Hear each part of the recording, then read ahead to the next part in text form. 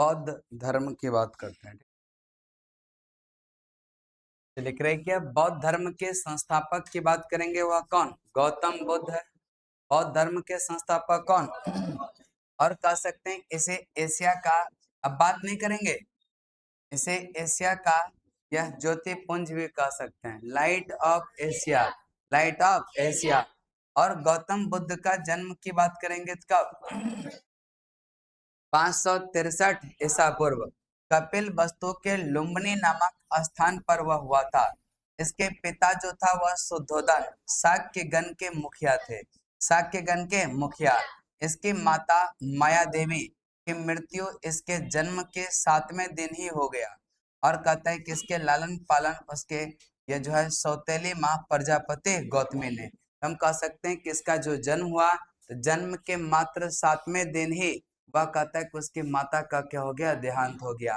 फिर इसका प्रजापति जो गौतमी ने, जो सौतेली माँ और मौसी भी थी, उसने कहता है कि इसका क्या हुआ था? लालन पालन किया। इसके बचपन का नाम क्या था? सिद्धार्थ।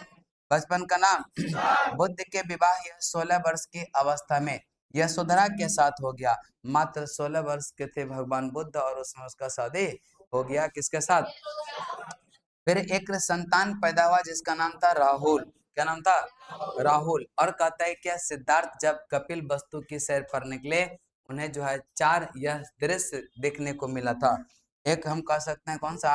यह बूढ़ा व्यक्ति और एक बीमार व्यक्ति और एक शव और एक सन्यासी। देखिएगा, इसी से वह निर्णय लिया कि जो संसार है वह क्या है? दुखों से भरा।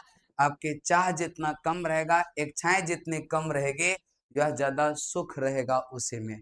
इच्छाएं ज्यादा होगा तो तकलीफ भी ज्यादा होता। कि सांसारिक समस्याओं से व्यतीत होकर सिद्धार्थ ने 29 वर्ष की अवस्था में गृह त्याग किया, जिसे कहते हैं कि बौद्ध धर्म में महाभिनिष्क्रमण कहा गया। क्या कहा गया? महाभिनिष्क्रमण। गृह त्याग करने के बाद यह सिद्धार्थ की बात करेंगे, यह ने वैशाली के अलार कलाम से सांख्य दर्शन की शिक्षा ग्रहण किया। अलार कलाम सिद्धार्थ के प्रथम गुरु हुए, जिससे उन्होंने शून्य का ज्ञान प्राप्त किया। किसका? अलार कलाम के बाद सिद्धार्थ ने राजगीर के किससे? रुद्र कलाम खुद से शिक्षा ग्रहण किया, जिससे कहता है कि उन्होंने योग का यह ज्ञान प्राप्त किया। उरुकबेला में सिद्धार्थ को कौंडिन्य, पप्पा, भादिया, महानामा एवं असागी नामक यह 5 साधक मिले। कितना? 5। बिना अन्न जल ग्रहण किए 6 वर्ष के कठिन तपस्या के बाद 35 वर्ष की आयु में वैशाख की पूर्णिमा की रात निरंजना नदी के तट पर पीपल वृक्ष के नीचे सिद्धार्थ को कहता है ज्ञान की प्राप्ति। ज्ञान की प्राप्ति कितने यह वर्ष के कठिन तपस्या के बाद? 6 वर्ष के कठिन तपस्या के बाद। उम्र इसका कितना? और हम कहेंगे जो यह ज्ञान की प्राप्ति हुआ था किस नदी के तट पर? निरंजना। इसको फल्गु भी कहते हैं। और यह पीपल वृक्ष के नीचे। और सिद्धार्थ को ज्ञान की क्या होगा? प्राप्ति हुआ। ज्ञान प्राप्ति के बाद सिद्धार्थ बुद्ध के नाम से क्या हो गया? पहले इसका नाम था सिद्धार्थ, ज्ञान की प्राप्ति के बाद क्या हो गया? बुद्ध। वह स्थान बौद्ध गया कहलाया। क्या कहलाया? जहाँ पर उसको ज्ञान की प्राप्ति हुआ था उस स्थान का नाम हो गया क्या? और कहते हैं कि बुद्ध ने यह अपना जो है प्रथम उपदेश कहाँ पर? सारनाथ। कहाँ पर? क्या? ऋषि पत्तनम में दिया, जिसे कहते हैं कि बौद्ध ग्रंथों में धर्म चक्र प्रवर्तन कहा गया। क्या कहा गया? बुद्ध ने अपना उपदेश यह जन साधारण की भाषा किसमें? पाली। जन साधारण की भाषा पाली। बुद्ध ने अपना उपदेश कौशल, वैशाली, कौशाम्बी और अन्य राज्यों में दिए। सर्वाधिक उपदेश कहाँ पर? कौशल के देश की राजधानी कहाँ पर? श्रावस्ती। तो सर्वाधिक उपदेश कहाँ पर? और प्रथम उपदेश सारनाथ। इसके अनुयायी शासक जो थे बिंबिसार हो गया, प्रसेनजीत, उदयन, ये सब हम कह सकते हैं भगवान बुद्ध के यह समकाल करें क्या अनुयायी थे। करें क्या? बुद्ध की मृत्यु 80 वर्ष की अवस्था में 483 ईसा पूर्व में। तो बुद्ध की मृत्यु कब हो गया? 483। और कहते हैं कि कुशीनारा में चुंद द्वारा अर्पित भोजन करने के बाद हो गया, जिसे बौद्ध धर्म में महाभिनिष्क्रमण क्या कहा गया? मल्लों ने अत्यंत सम्मान पूर्वक बुद्ध की अंत्येष्टि संस्कार किया। एक अनुश्रुति के अनुसार यह मृत्यु के बाद बुद्ध के शरीर के अवशेष को 8 भागों में बांटकर उन पर यह 8 स्तूपों का क्या होता है, निर्माण कराया। कितने स्तूप का? और कहते हैं बुद्ध के जन्म एवं मृत्यु के तिथि को चीनी परंपरा के कैंटोन अभिलेख के आधार पर निश्चित किया जाता है। कौन सा आधार पर? कैंटोन अभिलेख। कैंटोन अभिलेख बुद्ध के जीवन से संबंधित बौद्ध धर्म के प्रतीक की बात करेंगे।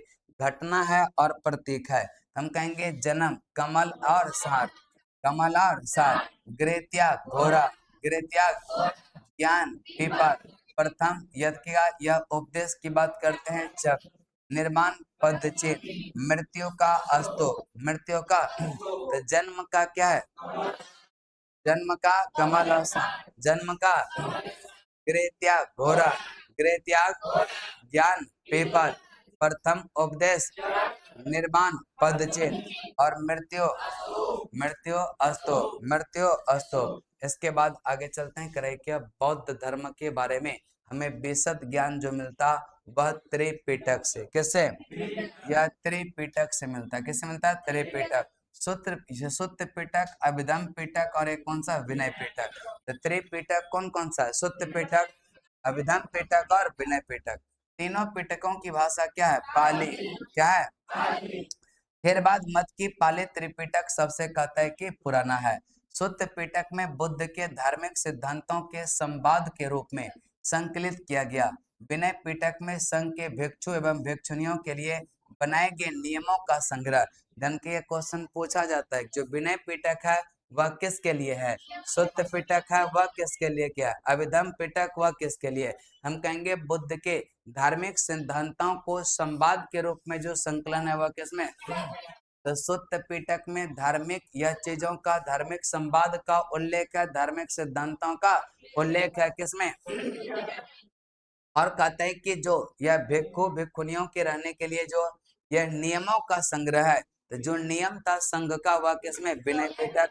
नियम किसमें? विनय पिटक। और कहता है कि इसमें अनुशासन तोड़ने वाले को यह प्रायश्चितों की सूची भी दिया गया। एक है अभिधम पिटक। शुद्ध पिटक में वर्णित सिद्धांतों की सुव्यवस्था अनुशीलन के लिए आवश्यक सूचियों का सारांश और कहता है कि प्रश्नोत्तरी का समावेशन है। किसमें?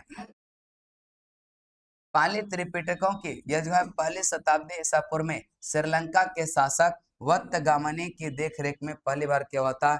लिपिबद्ध किया गया था। लिपिबद्ध किया गया। शुद्ध पिटक के कितने निकाय है? 5। कितना है? 5। एक हम कह सकते हैं कि दिग्ग, मध्यम, संयुक्त, अंगुत्तर और खुदक। शुद्ध पिटक के कितने निकाय है? 5। पहला कौन सा? दिग्ग, दूसरा मध्यम, तीसरा संयुक्त, चौथा अंगुत्तर, पांचवा खुदक। बुद्ध के पूर्व जन्म से जुड़ी जातक कथाएं खुद्दक निकाय की कितना? 15 पुस्तकों में से एक है। खुद्दक निकाय में धम्मपद नैतिक उपदेश का पदात्मक संकलन, थेर गाथा बौद्ध भिक्षुओं के गीत और थेरी गाथा बौद्ध भिक्षुनियों के गीत। बौद्ध धर्म मूलतः हम कह सकते हैं क्या है? अनिश्वरवादी। इसमें आत्मा की परिकल्पना भी नहीं है। इसमें आत्मा की परिकल्पना नहीं है। बौद्ध धर्म में पुनर्जन्म की मान्यता है। हम कह सकते हैं हाँ है। तृष्णा को छीन हो जाने की अवस्था को ही बुद्ध ने निर्वाण, तृष्णा व इच्छा, इच्छा छीन हो जाने को ये क्या कहा? निर्वाण। विश्व दुखों से भरा है, यह सिद्ध जो है बुद्ध ने कहां से लिया है? तो विश्व दुखों से क्या है? भरा है। यह सिद्धांत बुद्ध ने कहां से लिया? बुद्ध के अनुयायी को 2 भागों में विभाजित किया। एक है उपासक और एक है भिक्षुक। हम कह सकते हैं भिक्षुक और उपासक।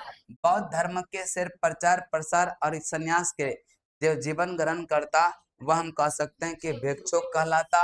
और कहता है कि गृहस्थ जीवन व्यतीत करते हुए जो बौद्ध धर्म को अपनाने वाले को हम क्या कहते हैं? उपासक। तो जो सिर्फ बौद्ध धर्म के प्रचार प्रसार के लिए यह बौद्ध धर्म को स्वीकार किया उसको भिक्षुक कहा, और जो कहते हैं गृहस्थ जीवन के साथ साथ बौद्ध धर्म को अपनाया उसको उपासक।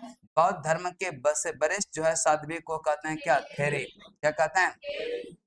बौद्ध संघ में सम्मिलित होने की न्यूनतम आयु यह 15 वर्ष। कितना है? 15। बौद्ध संघ में प्रविष्ट होने के कहते हैं उपसंपदा। क्या कहते हैं? बौद्ध धर्म के त्रिरत्न है बुद्ध धम्म संघ। बुद्ध धम्म संघ। बौद्ध धर्म के त्रिरत्न को क्या? बुद्ध धम्म और संघ। फिर कहेंगे बौद्ध सभाएं। अगर हम प्रथम बौद्ध संगति की बात करेंगे तो कब? द्वितीय बौद्ध संगति 383, तृतीय बौद्ध संगति 250, चतुर्थ बौद्ध संगति 98। हम कह सकते हैं कि जो प्रथम हुआ था वह कहाँ पर? दूसरा वैशाली, तीसरा पाटलिपुत्र, चौथा कुंडलवन। अगर हम कहेंगे प्रथम का अध्यक्षता किसने?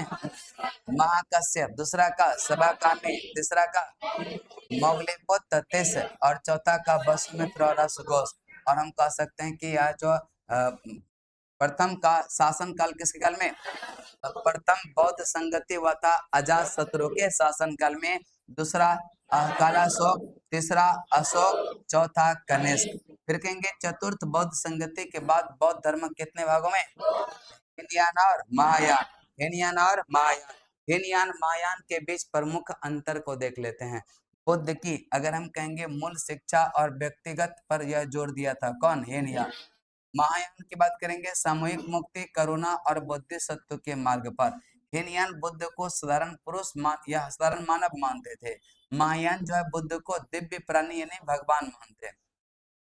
हीनयान मूर्ति पूजा में विश्वास नहीं करते। महायान मूर्ति पूजा में बोधिसत्व की पूजा में विश्वास करते। फिर कहेंगे हीनयान निर्वाण प्राप्ति का मार्ग व्यक्तिगत, और यह कहता है निर्वाण प्राप्ति का मार्ग सामूहिक, सभी प्राणियों के ही मुक्ति की बात करता। हीनयान धार्मिक ग्रंथ का यह पाली भाषा में, और महायान धार्मिक ग्रंथ कौन सा भाषा? जो हीनयान है दक्षिण पूर्व एशिया में प्रचलित, जैसे थाईलैंड, श्रीलंका की बात करेंगे। और महायान वाला शाखा पूर्वी एशिया, चीन, जापान, तिब्बत, ये सब में क्या हुआ था? यह प्रचलित हुआ था। इसके बाद आगे चलते हैं। बौद्ध धर्म के यह महायान संप्रदाय का जो आदर्श वाक्य वह क्या है? यह बोधिसत्व। क्या है? बोधिसत्व। और बोधिसत्व दूसरे के कल्याण को प्राथमिकता देते हुए अपने निर्माण में क्या होता? विलंब करता। और एक है संघभूति। कौन सा?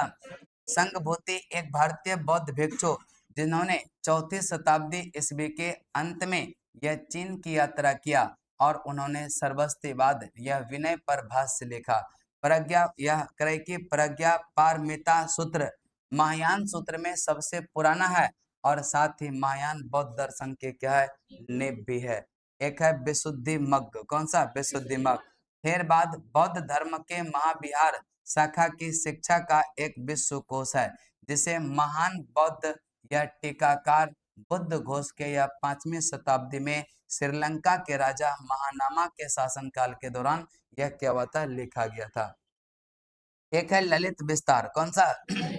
एक संस्कृत बौद्ध ग्रंथ है। कौन सा? ललित विस्तार। यह कहता है कि बुद्ध के जीवनी होने के साथ साथ मूल रूप से हीनयान संप्रदाय के सर्वस्तिवाद संप्रदाय का ग्रंथ है। अश्वघोष द्वारा लिखित पुस्तक विश्व बुद्ध चरित संस्कृत में लिखी गई पहली यह बौद्ध पुस्तक है, जिसमें कहता है कि बुद्ध का महत्वपूर्ण जीवन चरित्र सौंदरानंद एवं क्रय की ब्रज सूची अश्वघोष की अन्य रचना है। फिर हम कह सकते हैं कि हीनयान का आदर्श पद क्या है? अहर्त पद। कौन सा? अहर्त। हीनयान का आदर्श पद कौन सा? अहर्त। कि जो व्यक्ति अपने साधना से निर्माण की प्राप्ति करते उन्हें अहर्त कहा जाता। धार्मिक जुलूस का आरंभ सबसे पहले बौद्ध धर्म के द्वारा, और बौद्धों का सबसे पवित्र त्योहार कौन सा? बैसाख पूर्णिमा। बैसाख पूर्णिमा जिसे बुद्ध पूर्णिमा के नाम से क्या होता है? जाना जाता है। इसका महत्व इसीलिए है कि बुद्ध पूर्णिमा के ही दिन बुद्ध का जन्म, ज्ञान की प्राप्ति और महापरिनिर्वाण की प्राप्ति हुई थी। बुद्ध ने सांसारिक दुखों के संबंध में 4 आर्य सत्यों का उपदेश दिया था। कितना? 4। एक तो हम कहेंगे दुख, दुख समुदाय, दुख निरोध और दुख निरोध गामिनी। संसार दुखों से मुक्ति यह हेतु जो है अष्टांगिक मार्ग की बात कही थी। अब कहते हैं कि संसार का दुख का कारण भी होता, दुखों से तो भरा है ही, दुख का कारण भी होता और दुख का उपचार भी है। तो हम कह सकते हैं कि इसका उपचार की अगर हम बात करेंगे तो दुखों को या अष्टांगिक मार्ग द्वारा हम कह सकते हैं कि इससे मुक्ति पाया जा सकता। सम्यक दृष्टि, सम्यक संकल्प और सम्यक यज्ञ वाणी, सम्यक कर्मांत, सम्यक आजीव, सम्यक व्यायाम, सम्यक स्मृति और सम्यक समाधि। बुद्ध के अनुयायी अष्टांगिक मार्गों के पालन के उपरांत मनुष्य का कहता है कि भव तृष्णा जो चाह है, जो इच्छा है, वह भव तृष्णा कहता है नष्ट हो जाएगा, और उसे निर्वाण की प्राप्ति हो जाएगा। निर्वाण बौद्ध धर्म का परम लक्ष्य है। कौन सा? निर्वाण, जिसका अर्थ क्या होता है? दीपक का बुझ जाना, दीपक का बुझ जाना अर्थात जीवन मरण चक्र से मुक्त हो जाना। बुद्ध ने निर्वाण प्राप्ति को सरल बनाने के लिए यह निम्न 10 शीलों पर बल दिया था। एक है अहिंसा, सत्य, अस्तेय, सत्य, अहिंसा, अस्तेय, चोरी न करना, अपरिग्रह, संपत्ति न रखना, और कहेंगे मद्य सेवन न करना, और असमय से भोजन न करना, सुखप्रद बिस्तर पर न सोना, धन संचय न करना, स्त्रियों से दूर रहना, नृत्य गान आदि से दूर रहना। जब सब चीज से दूर रहेंगे तो फिर इच्छा कहाँ होगा? फिर यही कहता है कि क्या हो गया? खुश रहने का यही एक जरिया है। आगे चलते हैं। गृहस्थ जीवन के लिए प्रथम 5, इसका मतलब है 5 तक, जैसे हम कह सकते हैं कि अहिंसा, सत्य, अस्तेय, अपरिग्रह, मद्य सेवन, यह सिर्फ 5 जो है वह कहता है कि गृहस्थ। लेकिन कहते हैं कि जो भिक्षु है, उपासक है, उसको 10 पर बल दिया गया। बुद्ध ने यह क्या? मध्यम मार्ग को, बुद्ध का कहना है कि जैसे सितार गिटार होता है ना, उसका तार इतना भी टाइट नहीं कर देना है कि टूट जाए, और इतना भी ढील ना छोड़ना है कि वह आवाज ही ना करे। हम कह सकते हैं मध्यम मार्गी। कौन सा?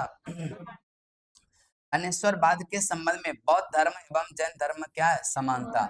जातक कथाएं प्रदर्शित करते हैं कि बुद्धि सत्व का अवतार मनुष्य के रूप में भी हो सकता और पशुओं के रूप में भी हो सकता। बुद्धि सत्व के रूप में पुनर्जन्मों को यह दीर्घ श्रृंखला के अंतर्गत बुद्ध ने शाक्य मुनि के रूप में अपना अंतिम जन्म यह जो है प्राप्त किया। किंतु इसके उपरांत मैत्रेय और अन्य जो है अनाम बौद्ध अभी जो है अवतरित होने क्या है? शेष है। अब अभी कहता है कि बुद्ध भगवान के और अवतार क्या होगा? यह आना अभी बाकी है। सर्वाधिक बुद्ध मूर्तियां का निर्माण गांधार शैली में, किसमें? लेकिन बुद्ध की प्रथम मूर्ति संभवतः मथुरा कला में। कौन सा? मथुरा। बोधि वृक्ष के नीचे सर्वप्रथम जो देवालय बना था उसका निर्माता वह सम्राट अशोक है। कौन है?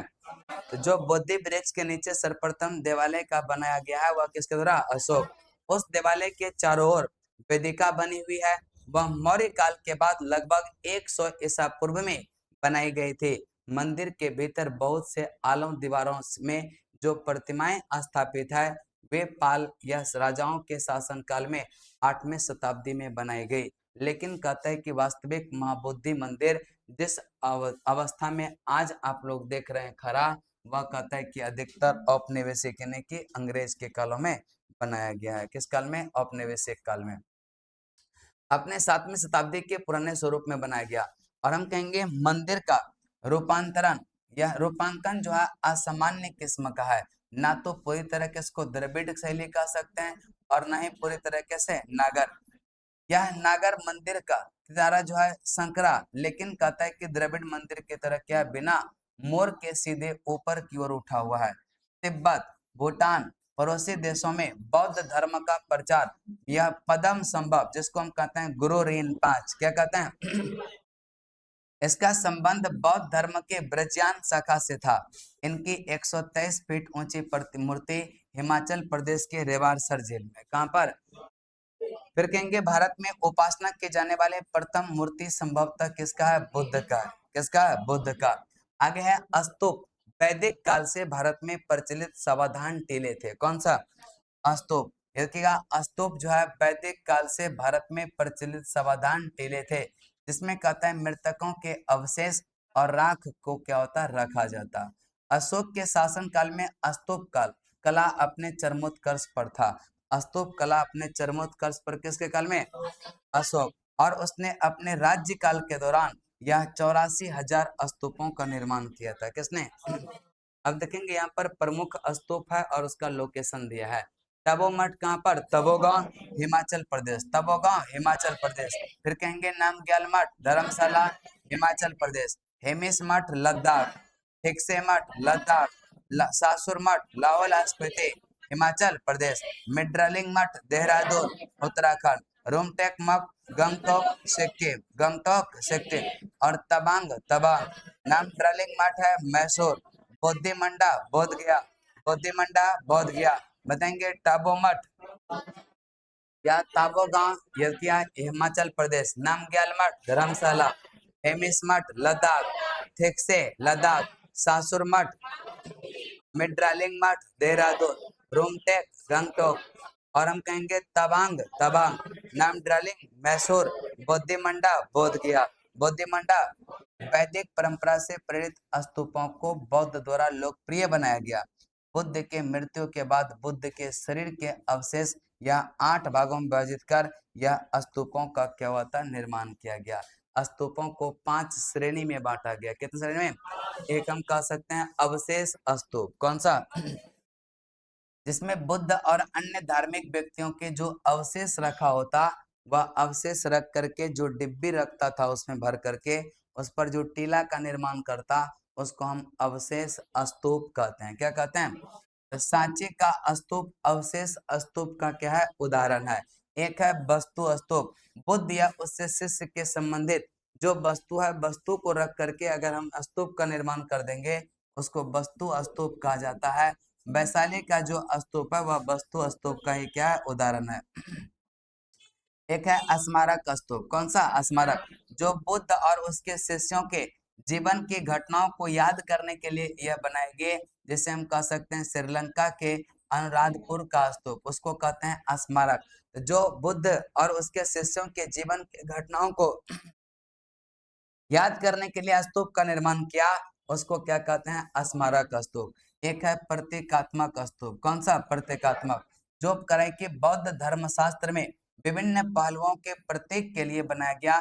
जैसे हम कहेंगे ले स्तूप, या प्रतीक के आधार पर जो स्तूप का निर्माण किया गया उसको क्या कहते हैं। और एक है मन्नत, जो हम कहेंगे आर्थिक लाभ, यात्राओं के उपलक्ष्य में आध्यात्मिक लाभ, जाते हैं हम लोग पूजा वूजा करने कहीं पर, लाभ के उद्देश्य से ही जाते हैं। भगवान की पूजा करने से पहले एक लिस्ट तय हो जाता है कि भगवान से क्या क्या डिमांड करना है, और उस लिस्ट को जा करके सुना देते हैं कि ये चीज हमको चाहिए। वह ना आर्थिक लाभ के उद्देश्य से, इसको कहते हैं मन्नत स्तूप। क्या कहते हैं? मन्नत। और यह सब लोग करते हैं, है ना। भगवान की पूजा कम, व्यापार करने ज्यादा पहुंचता है लोग, है ना। आगे है कि अशोक द्वारा बनाए गए स्तूप में सबसे प्रसिद्ध जो स्तूप है मध्य प्रदेश का सांची स्तूप। कौन सा? मध्य प्रदेश का सांची का स्तूप। उत्तर प्रदेश में पिपरावा का स्तूप सबसे प्राचीन स्तूप है। कौन सा? पिपरावा। स्तूप आमतौर पर अवशेषों का निक्षेपागार है। बौद्ध परंपरा में स्तूप एक संकल्प अर्पित या स्मारक संरचना यह होती थी। एक है भाजा गुफा। कौन सा? ईसा पूर्व दूसरी शताब्दी के दौरान निर्मित 22 चट्टानों को काटकर बनाई गई गुफा का एक समूह है, जिसको हम भाजा गुफा कहते हैं। और यह महाराष्ट्र के लोनावाला के पास पुणे जिले में स्थित है। तो भाजा गुफा कहाँ पर? और यह दूसरी शताब्दी के दौरान इसको कहते हैं 22 चट्टानों को काटकर बनाया गया, महाराष्ट्र के लोनावाला। और यह हीनयान, यह बौद्ध संप्रदाय से संबंधित है। यह गुफा कई स्तूप की बात ये जो है गुफा में कई स्तूप मौजूद है। फिर हम कह सकते हैं कि बंगाल क्षेत्र में पाल राजवंश के शासन काल के दौरान बौद्ध धर्म का ब्रजियान शाखा। कौन सा? ब्रजान शाखा के विकास के प्रभाव से बौद्ध देवी देवताओं की पूजा की जाने लगी। इसके अंतर्गत एक है तारा देवी की मूर्ति अत्यंत लोकप्रिय हुई, और यह मूर्ति तारा को एक सिंहासन पर विराजमान दिखाया गया, और उसके साथ एक टेढ़ी कमल नाग उठी हुई दिखाएगी, और कहते हैं कि उसका दाहिना हाथ अभय हस्त मुद्रा में क्या है, उठा हुआ है। बोधिसत्व पदम पाने की पेंटिंग 5वीं शताब्दी के उत्तरार्ध के अजंता मठ की गुफा संख्या 1 में देखी जा सकती है। बोधिसत्व पदम पाने की पेंटिंग 5वीं शताब्दी के उत्तरार्ध में अजंता के मठ की गुफा संख्या 1 में देखी जा सकती है। अजंता की यह गुफा वर्तमान औरंगाबाद महाराष्ट्र में स्थित है। यहाँ की गुफा सभी 3 रूपों में वस्तुकला, मूर्तिकला और चित्रकला से संबंधित है। यहाँ बड़े चैत्य विहार और कहते हैं जिसमें मूर्ति और चित्रों को क्या है, सजाया गया। इसके बाद आपका 7 चैप्टर यहाँ तक कंप्लीट होता है। 8वां चैप्टर है शैव धर्म। कौन सा? शैव धर्म की बात करते हैं। भगवान शिव की पूजा करने वाले को शैव क्या कहते हैं? शैव। भगवान शिव की पूजा करने वाले को, और शिव से संबंधित जो धर्म होगा उसको शैव धर्म कहते हैं। शिवलिंग उपासना का प्रारंभिक पुरातात्विक साक्ष्य कहाँ से? हड़प्पा संस्कृति के अवशेष से मिलता। ऋग्वेद में शिव के लिए कौन सा? रुद्र नामक देवता का उल्लेख है। रुद्र नामक देवता का उल्लेख है। और अथर्ववेद में शिव को भव, सर्व, पशुपति और भूपति।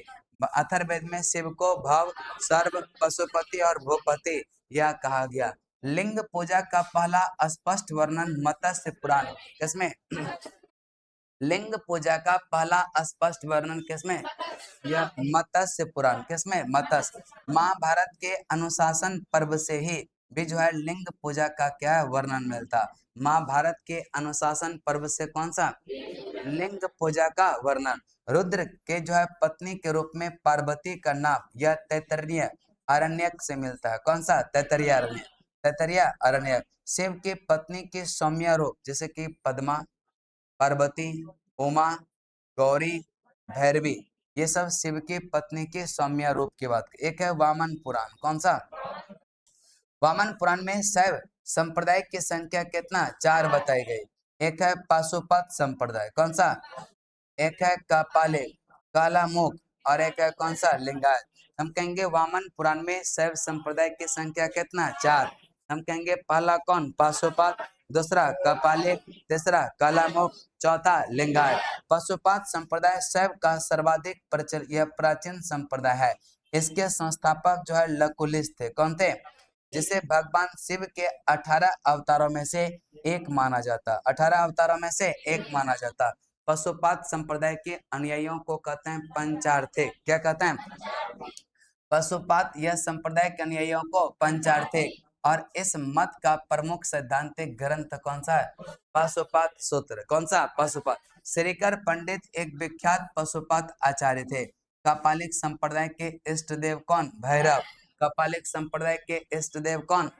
भैरव। श्रीकर पंडित एक कहते हैं कि विख्यात यह पशुपात आचार्य थे।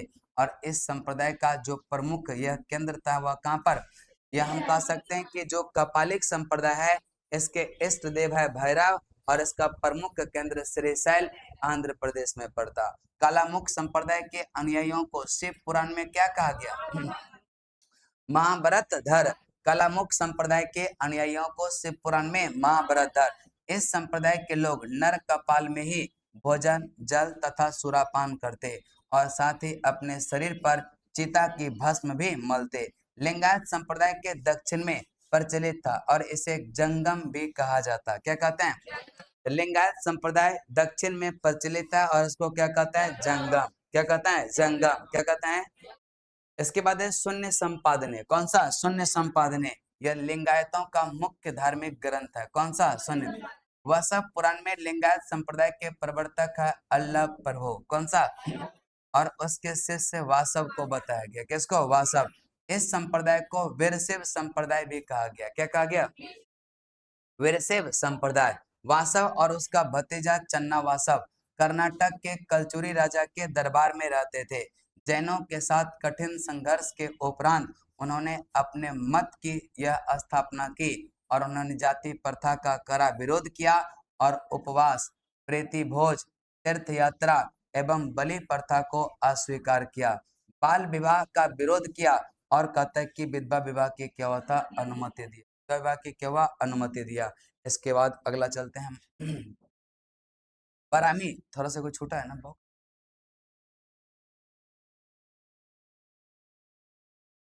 संप्रदाय और संस्थापक। आजीवक संप्रदाय की अगर संस्थापक की बात करेंगे तो मखाले पुत्र गौसाल, घोर अक्रियवादी पूरन कश्यप, घोर अक्रियवादी पूरन कश्यप, यदृच्छवाद का आचार्य अजित, भौतिकवादी का पाकुद का चाय, अनिश्चयवादी का संजय बैठले पुत्र। संजय बैठले पुत्र। आजीवक का कौन है?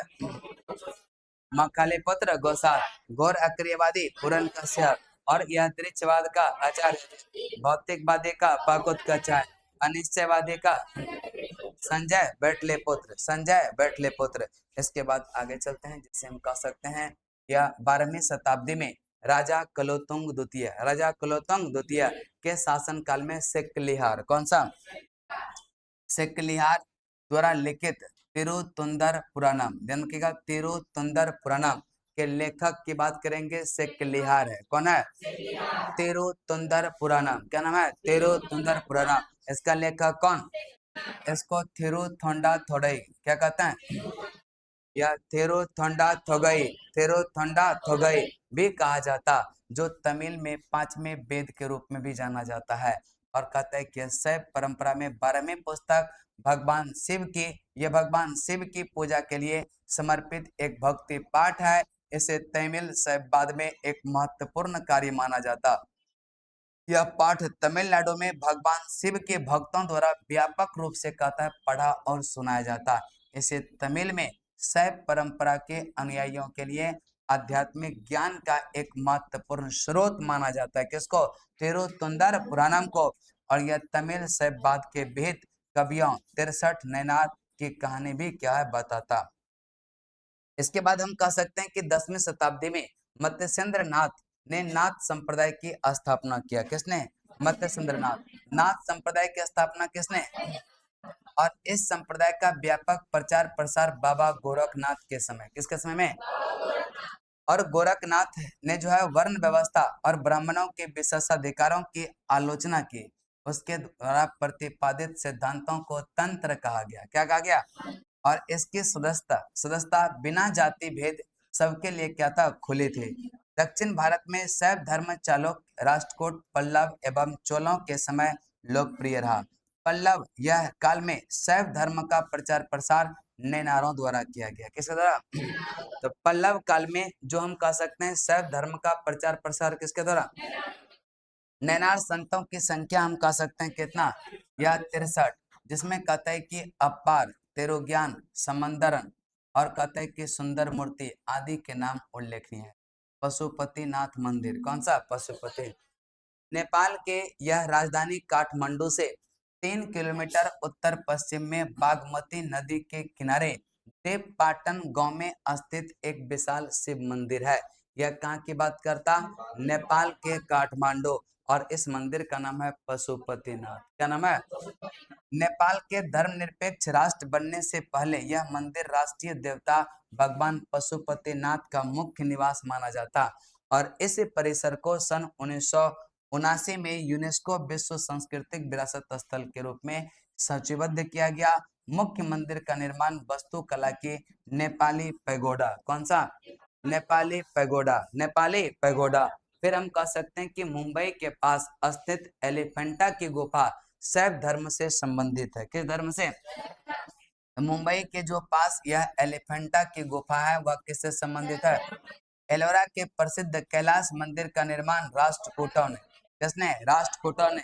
फिर हम कहेंगे चोल शासक राजराज प्रथम ने तंजौर में प्रसिद्ध राजराजेश्वर शैव मंदिर का निर्माण कराया, जिसे बृहदेश्वर मंदिर के नाम से भी जाना जाता है। किस नाम से?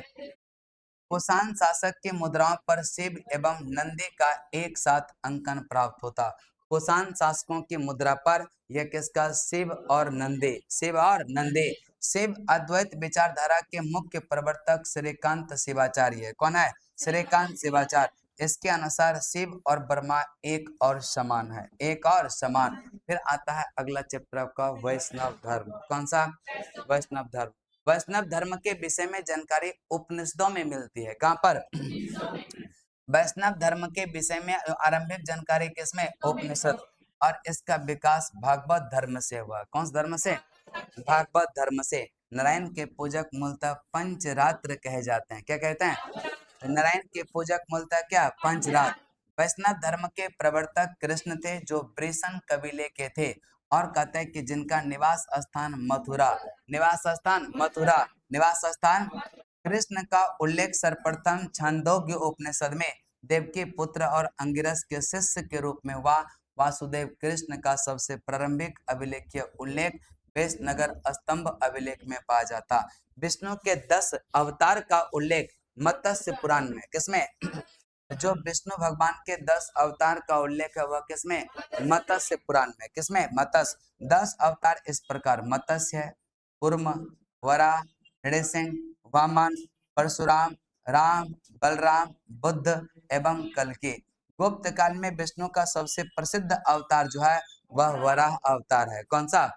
वैष्णव धर्म में ईश्वर को प्राप्त करने के लिए सर्वाधिक महत्व किसको? भक्ति को दिया था। भगवान विष्णु के दर्शन चक्र में कितना तिलियां है? या 6 तिलियां है। कितना है? 6 तिलियां। इसके बाद आगे चलते हैं प्रमुख संप्रदाय, मत और आचार्य की बात। हम कह सकते हैं कि वैष्णव संप्रदाय विशिष्ट द्वैतवाद, वैष्णव संप्रदाय, और कहेंगे ब्रह्म संप्रदाय, और हम कहेंगे रुद्र संप्रदाय शुद्ध द्वैत, और सनक संप्रदाय का हम कह सकते हैं कि इससे संबंधित आचार्य देख लेते हैं। अगर हम कहेंगे रामानुजाचार्य का संबंध विशिष्ट द्वैतवाद, अनंत तीर्थ का द्वैतवाद, वल्लभाचार्य का और निम्बार्क का द्वैतवाद, रामानुज का विशिष्ट द्वैतवाद, अनंत तीर्थ का द्वैतवाद, वल्लभाचार्य का, निम्बार्क का, यह निम्बार्क जो है यह हमका सनक संप्रदाय इस दर्शन के अनुसार मनुष्य भगवान से भिन्न और अभिन्न दोनों है। प्रमुख संप्रदाय और संस्थापक बरकड़ी का कौन है? नामदेव। बरकड़ी का नामदेव, श्री वैष्णव रामानुज, श्री वैष्णव रामानुज, श्री वैष्णव। परमार्थ का रामदास, परमार्थ का रामदास, राम भक्त का रामानंद, राम भक्त का रामानंद, राम भक्त का। और हम कहेंगे ब्रह्म सूत्र का संबंध कैसे? रामानुज, दास बोध रामदास, अध्यात्म रामायण। अंकोर वाट का मंदिर कंबोडिया में, कहां पर? अंकोर वाट का मंदिर कंबोडिया। और कहते हैं कि कंबोडिया के राजा सूर्यवर्मन द्वितीय ने बनवाया। मंदिर में लगभग 10.5 फीट ऊंची भगवान विष्णु की मूर्ति स्थापित किया गया है। इसके बाद 10वां चैप्टर आपका इस्लाम धर्म। कौन सा? इस्लाम धर्म। इस्लाम धर्म की अगर हम बात करेंगे, इस्लाम धर्म का संस्थापक कौन है?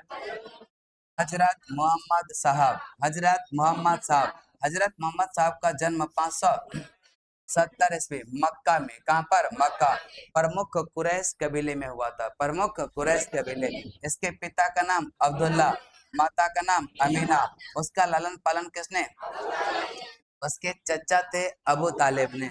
हजरत मोहम्मद साहब का जो लालन पालन किया था उसके चचा अबू तालिब, अबू तालिब। हजरत मोहम्मद साहब को मक्का के पास जो एक हीरा नामक गुफा था उसमें ज्ञान की प्राप्ति कब हुआ? 610, 610, 610। 24 सितंबर ये हम कह सकते हैं कि 622 को पैगंबर के मक्का से मदीना यात्रा, इस्लाम जगत में मुस्लिम संबत जिसको हिजरी संबत के नाम से भी क्या होता जाना जाता। यह तारीख कौन सा है? 24 सितंबर। मोहम्मद की जो है शादी 25 वर्ष की अवस्था में किसके? खजीर। और मोहम्मद की पुत्री का नाम क्या है? फतिमा। दामाद का नाम अली। देवदूत जिब्रियाल ने पैगंबर मोहम्मद साहब को कुरान की भाषा अरबी में संप्रेषित किया था। किसने? देवदूत जबरियल, देवदूत जबरियल। कुरान इस्लाम धर्म का पवित्र ग्रंथ है। और कहेंगे इस्लाम धर्म का पवित्र ग्रंथ कौन सा? कुरान। कौन सा? और पवित्र ग्रंथ में हम कह सकते हैं कि 114 अध्याय में बटी हुई है। कितना? और हम कह सकते हैं कि इसमें यह पद कितना? यह 6360, 6300। पैगंबर मोहम्मद साहब ने कुरान की शिक्षा यह का जो है उपदेश दिया था। किसने? पैगंबर। तो कुरान की शिक्षाओं का उपदेश दिया था किसने? पैगंबर मोहम्मद साहब। हजरत मोहम्मद साहब की मृत्यु किस तारीख को? 8 जून 632, 8 जून 632। इन्हें मदीना में दफनाया गया। कहां पर? मदीना। मोहम्मद साहब की मृत्यु के बाद इस्लाम कहता है कि दो, एक सुन्नी और एक शिया। जो सुन्ना में विश्वास करता उसको सुन्नी, सुन्ना जो था वह पैगंबर मोहम्मद साहब के कथन कार्यों का विवरण का संग्रह था, उसको सुन्ना कहता। उसके दामाद का जो कथन करण पर विश्वास किया उसको शिया कहा गया। तो सुन्ना जो है पैगंबर मोहम्मद साहब के कथन कार्यों का विवरण था। जो सुन्ना में विश्वास किया उसको सुन्नी क्या कहा गया? सुन्नी। और शिया अली के शिक्षाओं में विश्वास करते थे, उन्हें मोहम्मद साहब का न्याय सम्मत उत्तराधिकारी मानते। अली मोहम्मद साहब के दामाद थे। अली कौन थे? मोहम्मद साहब के दामाद। अली की हम कह सकते हैं कि 661 ईस्वी में हत्या कर दिया गया। और अली के पुत्र हुसैन की हत्या कब? 680 करबला इराक नामक स्थान पर कर दिया। इन दोनों हत्याओं ने शिया को सुनिश्चित कर एक निश्चित मत के रूप में दे दिया। और पैगंबर मोहम्मद साहब के उत्तराधिकारी यह खलीफा कहलाए। क्या कहलाए? इस्लाम जगत में खलीफा का पद हम कहेंगे कब तक रहा? 1924, 1924, 1924 में यह तुर्की के एक शासक था मुस्तफा कमाल पाशा, मुस्तफा कमाल पाशा। इसने इस पद को क्या कर दिया? समाप्त। इब्ने इसाक सर्वप्रथम पैगंबर साहब का जीवन चरित्र लिखा था। किसने? सर्वप्रथम पैगंबर साहब का जीवन चरित्र किसने लिखा? और मोहम्मद साहब पैगंबर साहब के जन्म दिवस पर यह कौन सा ईद मिलाद उन नबी। भारत में सर्वप्रथम इस्लाम का आगमन जो हुआ था किसके जरिए और कब? 712। अरब ने सिंध जीत लिया और सबसे पहले भारत में इसी भाग में इस्लाम महत्वपूर्ण धर्म बना था। इसके बाद अगला आता है आपका जो यह नमाज है। जनके क्या करें कि नमाज के दौरान मुसलमान मक्का की तरफ मुंह करके खड़े होते हैं, क्योंकि मक्का भारत से पश्चिम में है, इसलिए से भारत के मुसलमान के साइड में यह पश्चिम की ओर या मक्का की ओर की दिशा को क्या कहते हैं? किबला। इस्लाम धर्म के प्रमुख त्योहार ईद या उल फित्र और ईद उल या अजहा कौन सा? अजहा, मिलाद उन नबी या हजरत मोहम्मद साहब के जन्म तिथि, मुहर्रम, अशुरा, शराब, शब बारात और शब ए मेराज, ये सब कहता है इस्लाम धर्म का क्या है? प्रमुख त्योहार है। इसके बाद आता है अगला ईसाई धर्म। कौन सा? अगर हम ईसाई धर्म की बात करेंगे, ये क्या कराए कि ईसाई धर्म के संस्थापक कौन? ईसा मसीह है। कौन सा? ईसा मसीह। वह प्रमुख ग्रंथ कौन सा? बाइबिल। ईसाई धर्म का प्रमुख ग्रंथ कौन सा? बाइबिल। कौन सा है? बाइबिल। ईसा मसीह का जन्म जेरूसलम के निकट बैथलेहम नामक स्थान पर हुआ। ईसा के जन्म दिवस को क्या क्रिसमस के रूप में, किस रूप में? ईसा मसीह के माता पिता, यह माता का नाम मेरी, पिता का नाम जोसेफ। ईसा ने अपने जीवन का जो प्रथम 30 साल बिताया था वह कहता है कि एक बढ़ई के रूप में बेथलेहम के निकट नाजरेथ में। ईसा अपने जीवन का कितना साल? वह किस रूप में? बढ़ई के रूप में। और यह कहाँ पर? बेथलेहम के निकट। ईसा मसीह के प्रथम 2 शिष्य थे। कौन? एंड्रयूस और पीटर। एंड्रयूस और पीटर। एंड्रयूस और ईसा मसीह को सूली पर जो चढ़ाया था वह पोंटियस ने। किसने? पोंटियस, जो रोमन गवर्नर था। ईसा मसीह को 33 ईस्वी में सूली पर चढ़ाया था। कब? ईसाई धर्म का सबसे पवित्र चिन्ह कौन सा? क्रॉस। ईसाई धर्म का सबसे पवित्र चिन्ह कौन सा? ईसाई त्रित्व में विश्वास रखते ईश्वर पिता, ईश्वर पुत्र और ईश्वर पवित्र आत्मा। 12वीं शताब्दी से जो है फ्रांस या आरंभिक भवनों की तुलना में अधिक ऊंचे हल्के चर्च के निर्माण प्रारंभ हुआ था। कहाँ पर? फ्रांस में। और कहते हैं कि वास्तुकला की शैली हम कह सकते हैं कि गोथिक शैली। इस वास्तुकला शैली का सर्वोत्कृष्ट उदाहरण है पेरिस का नेट्रोडम चर्च। जो नेट्रोडम चर्च बना है वह कौन सा शैली में? गोथिक शैली। कौन सा? गोथिक। और इसके बाद ईसाई धर्म का प्रमुख त्योहार एक है Easter, Christmas, good Friday. Good Friday यह शोक दिवस के रूप में। फिर हम कह सकते हैं आता है अगला पारसी धर्म। कौन सा? अगर हम पारसी धर्म की बात करेंगे, कि पारसी धर्म के पैगंबर जरथुरुस्ट थे। कौन थे?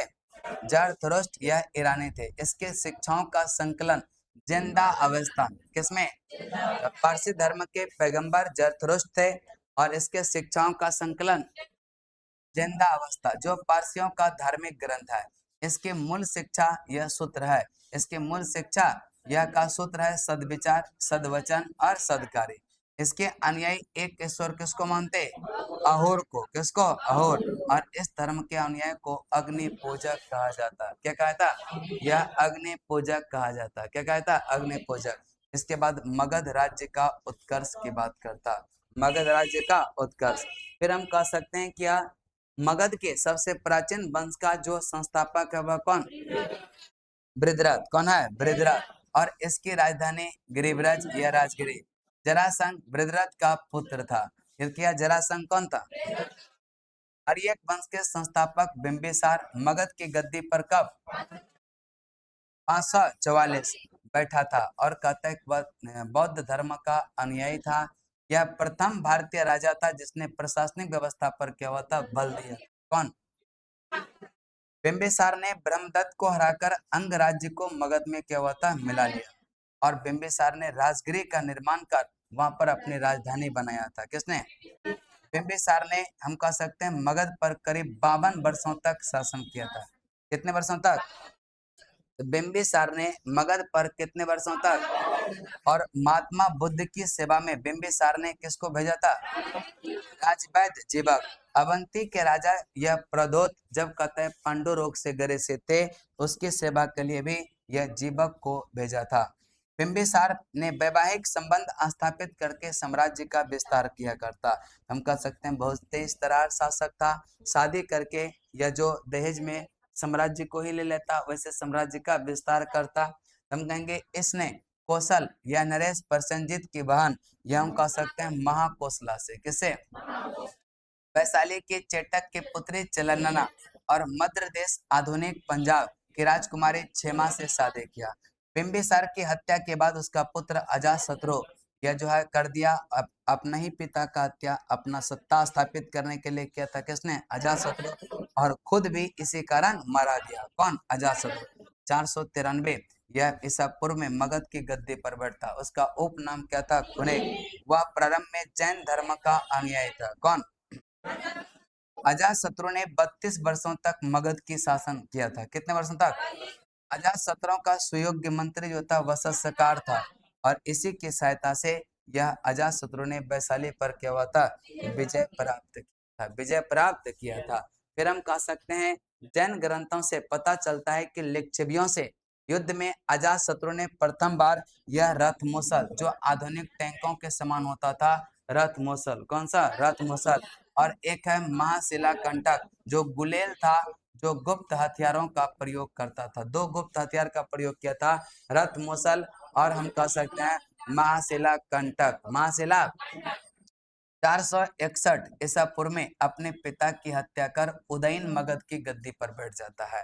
हम कह सकते हैं कि अजातशत्रु अपना पिता का हत्या करके गद्दी पर बैठा, फिर इसी कारण अजातशत्रु भी मारा गया और बैठा कौन? उदयन। उदयन ने पाटलिपुत्र की स्थापना और जैन धर्म का अनुयायी हर्यक वंश का अंतिम राजा जो था वह कौन? यह उदयन का पुत्र था। कौन? नागदशक। हम कह सकते हैं कि हर्यक वंश का अंतिम राजा कौन था? जो किसका पुत्र था? उदयन का। नाग दशक को उसके अमात्य शिशुनाग ने 412 ईस्वी पूर्व में यह अपदस्थ करके मगध पर शिशुनाग वंश की स्थापना की।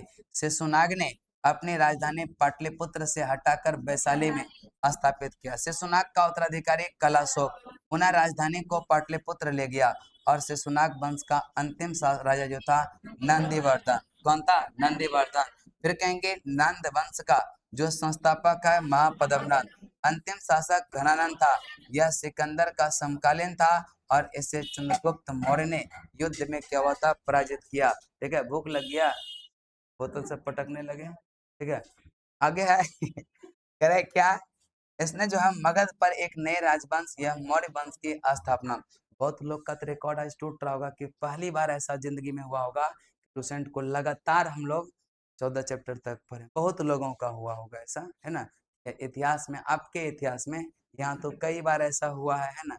एक एक दिन में एंशिएंट हिस्ट्री खत्म हो जाता है, और आज पहली बार ऐसा इतिहास में होगा, जो यहाँ पहले से जुड़े हुए नहीं थे, कि पहली बार एक दिन में एंशिएंट पूरा खत्म हो जाए। अभी अगर कुछ बचेगा भी ना, शाम में नहीं बचेगा पूरा, हो सकता है कि उसके जगह पर फिर मिडेवल भी शुरू हो जाए कुछ पार्ट। हम कह सकते हैं सिकंदर। कल ये चीज दिमाग में आता ना, तो आज लगभग हमको लगता है कि एंशिएंट मिडिएवल खत्म, आधुनिक में हम लोग इंटर कर जाते, लेकिन कल दिमागी में नहीं आया था। अचानक पढ़ाते पढ़ाते उसमें आया, और आप लोग बोले कि नहीं एक बार देख ही लीजिए। अगर करते तभी एनसीईआरटी तो थोड़ा सा तकिए पर रख देते, जब तक दरोगा का एग्जाम नहीं हो जाता, उसके बाद फिर शुरू किया जाता। एनसीईआरटी पढ़ा देंगे, दरोगा के एग्जाम के जाने के पहले आपको एनसीईआरटी 9th 10th का पढ़ा देंगे।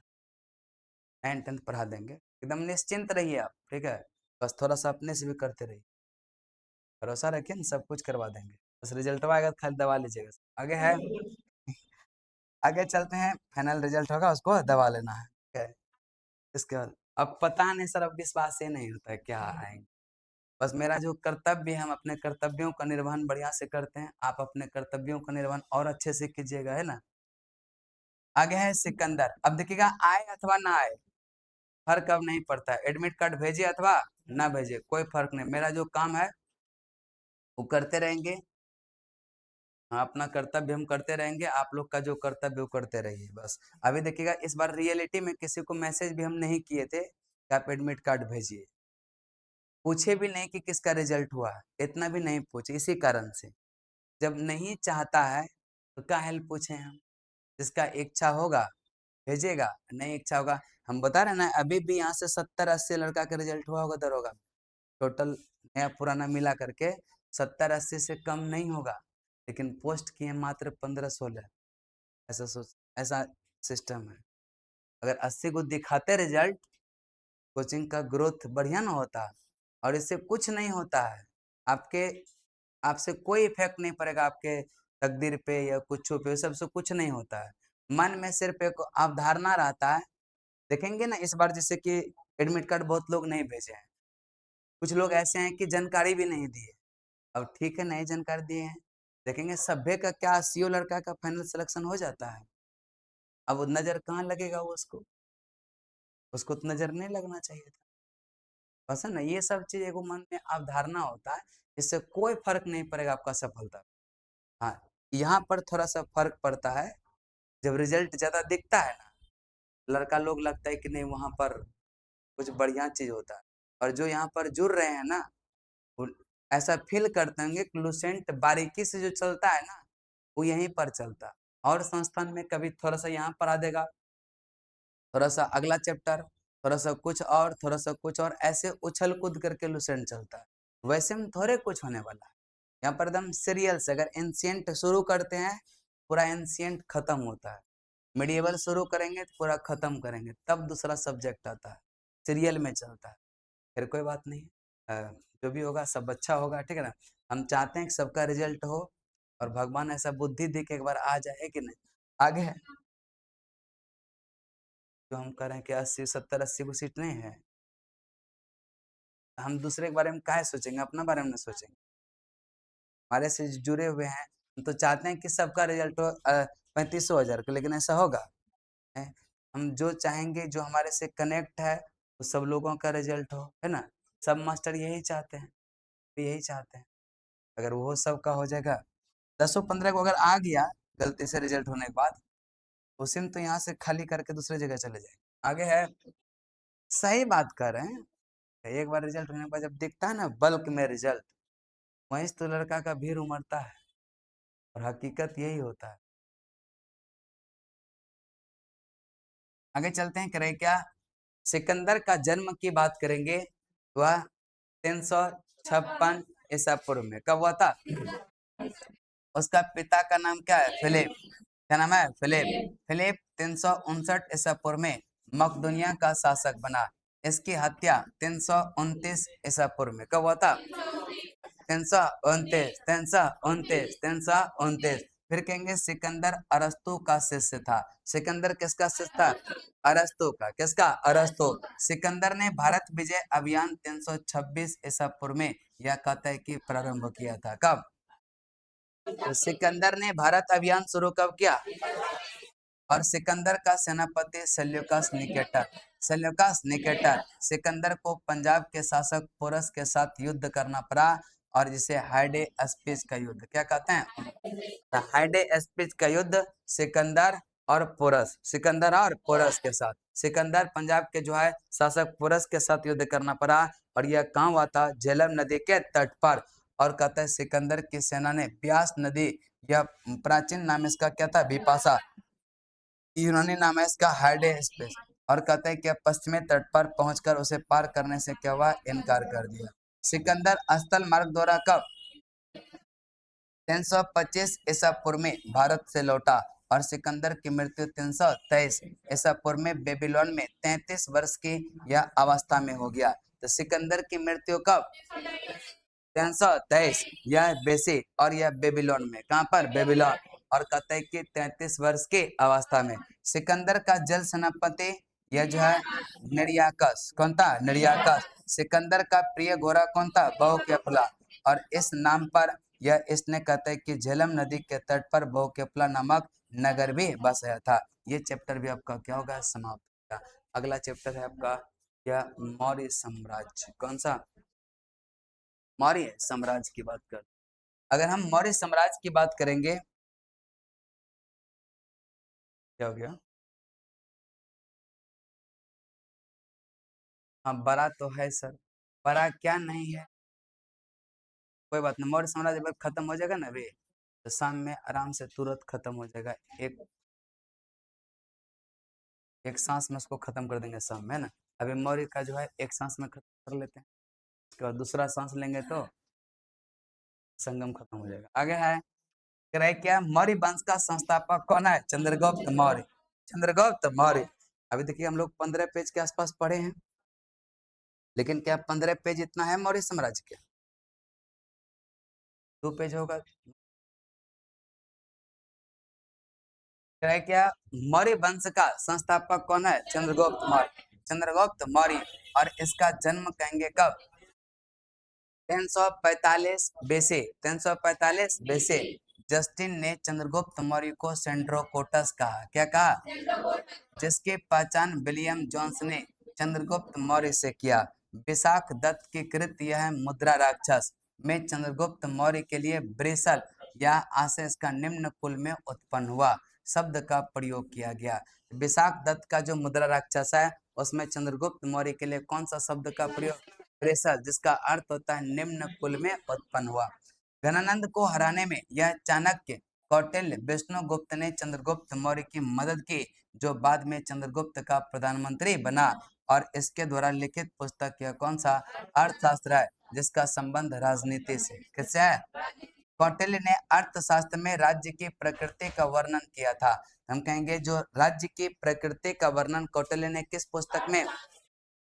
उसने राज्य के 7 अंग बताए। यह 7 अंग है सोमी, अमत, जनपद, दुर्ग, कोष, दंड या सेना, और एक है कौन? मित्र। इसे सप्तांग कहते हैं। क्या कहते हैं? सप्तांग। चंद्रगुप्त मगध की राजगद्दी पर कब बैठता? और इसका जन्म हुआ था 345। गद्दी पर बैठता 322 बैठा। और चंद्रगुप्त जैन धर्म का अनुयायी था। कौन धर्म का? चंद्रगुप्त ने अपने अंतिम समय कर्नाटक के सरवनबेलागोला नामक स्थान पर बिताया। कहां पर बिताया? सरवनबेलागोला। चंद्रगुप्त ने 305 बीसी में सेल्यूकस निकेटर को हराया। सेल्यूकस निकेटर ने अपनी पुत्री कार्नेलिया की शादी चंद्रगुप्त मौर्य के साथ कर दी, और युद्ध की संधि शर्तों के अनुसार 4 प्रांत काबुल, कंधार, हेरात और मकरा चंद्रगुप्त को दे दिया। चंद्रगुप्त मौर्य ने यह जैनी जो गुरु थे भद्रबाहु से जैन धर्म के दीक्षा लिया। तो जैन धर्म के दीक्षा चंद्रगुप्त मौर्य ने किससे? भद्रबाहु। किससे? मेगास्थनीज सेल्यूकस निकेटर का राजदूत था, जो किसके दरबार में आया? चंद्रगुप्त मौर्य। चंद्रगुप्त मौर्य। चंद्रगुप्त मौर्य।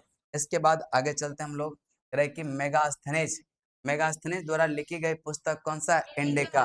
कौन सा है? इंडिका। और हम कह सकते हैं मेगास्थनीज के अनुसार सम्राट का जो है जनता के सामने आने के अवसरों पर शोभ यात्रा के रूप में जश्न मनाया जाता है। जब कहता है कि सम्राट जनता के सामने आता है, इसे नेता मंत्री भी देखते हैं कैसे जश्न मनाता है, उसी प्रकार से कहता है कि मेगास्थनीज के जो पुस्तक है इंडिका में, मेगास्थनीज के अनुसार वह सम्राट जब शोभ यात्रा पर निकलता, जनता के सामने आता, तो एक शोभा यात्रा निकाला जाता, और उसमें कहता है कि एक सोने की पालकी पर ले जाया जाता था, और राजा को किस पर? सोने की पालकी। उसके अंगरक्षक सोने और चांदी से अलंकृत या हाथियों पर सवार रहते थे, और कुछ अंगरक्षक ऐसे भी होते जो पैरों को लेकर के चलते थे। इन पैरों पर प्रशिक्षित तोतों का क्या होता?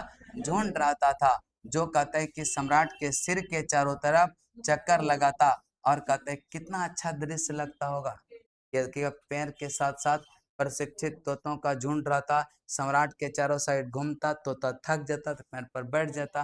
कितना अद्भुत नजारा लगता होगा, सोचते हैं हम लोग। सामान्य राजा सामान्यतः हथियार बंद महिलाओं से क्या होता था? घिरा रहता। अब कहता है कि चारों साइड से हथियार लेकर के महिलाएं लोग भी उसको घिरे रहते थे। अब कहते हैं उनके खाना या खाने से पहले खास नौकर का तक उसको क्या होता? यह चखता। जो बहुत करीब का नौकर होता वह चखता, और इसीलिए से कहता है कि अगर वह चखने के बाद वो खास नौकर मर गया तो वो भोजन नहीं खाता, तब मारेगा तब मरेंगे हम। आगे है, वे लगातार 2 रात तक एक कमरे में नहीं सोता, और हम कह डर से रहे कि पाटलिपुत्र के बारे में, पाटलिपुत्र एक विशाल प्राचीर से घिरा, जिसमें कहता है कि बुर्ज कितना, बुर्ज कितना 570, द्वार कितना 64, द्वार कितना 2 या 3 मंजिल वाले घर लकड़ी एवं कच्ची ईंटों से बना है, लकड़ी एवं कच्ची ईंटों से बना है। ठीक है ना सब कुछ। आगे है कि राजा का महल भी यह काठ का बना था। किसका बना था? काठ का, जिसे पत्थर के नक्काशी से अलंकृत किया गया, और यह चारों तरफ से उद्यानों और चिड़िया के लिए बने बसेरों का था। यह घिरा घिरा हुआ था। आज संडे है, क्या होगा? नहीं नहीं, पढ़ नहीं रहे हैं, पढ़ तो रहे ही हैं।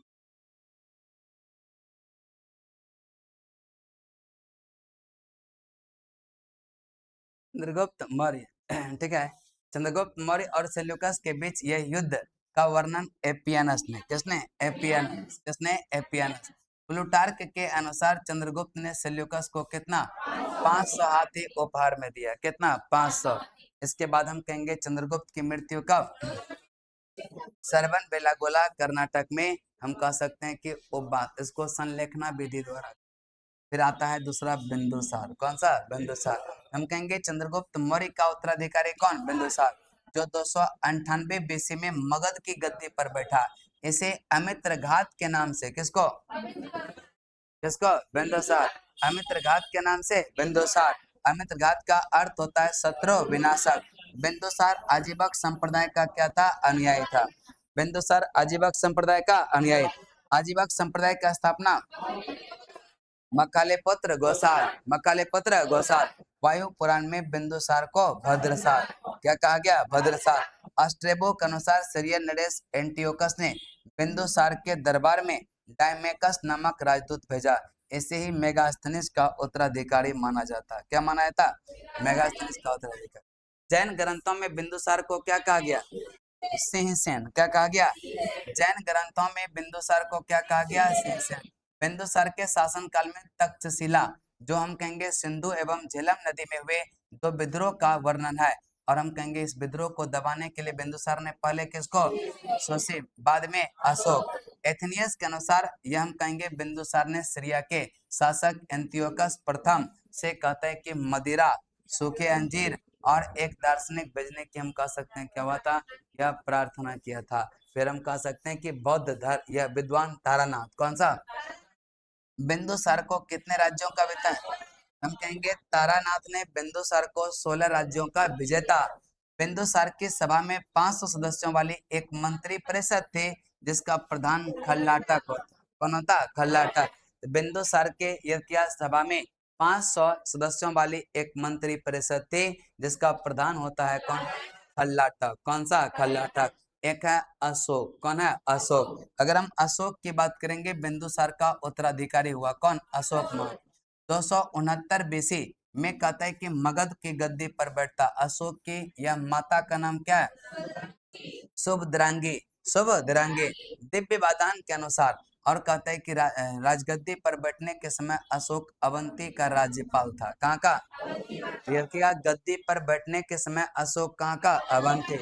और मास्की, गुर्जरा, नेत्तुर, उडेगुलम के लेखों में अशोक का नाम क्या है? अशोक। मास्की हो गया, गुर्जरा, नेट्टूर, उडेगोला, ये सब लेख में अशोक का नाम अशोक, यानी कि अशोक के वास्तविक नामों की चर्चा है।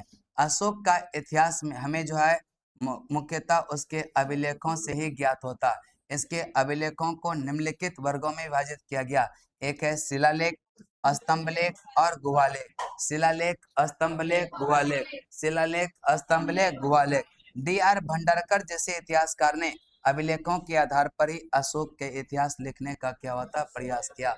उत्तरापद की राजधानी तक्षशिला। उत्तरापद का तक्षशिला। उत्तरापद का अवंती का उज्जैनी। कलिंग का तोसली। दक्षिणापद का सुवर्णगिरी। प्रासी का पाटलिपुत्र। प्रासी का पाटलिपुत्र। प्रासी का पाटलिपुत्र। उत्तरापद का उत्तरापद का अवंती का उज्जैनी। कलिंग का तोसली और दक्षिणापद का स्वर्ण। प्रासी का पाटलिपुत्र। प्रासी का पाटलिपुत्र। प्रासी का पाटलिपुत्र।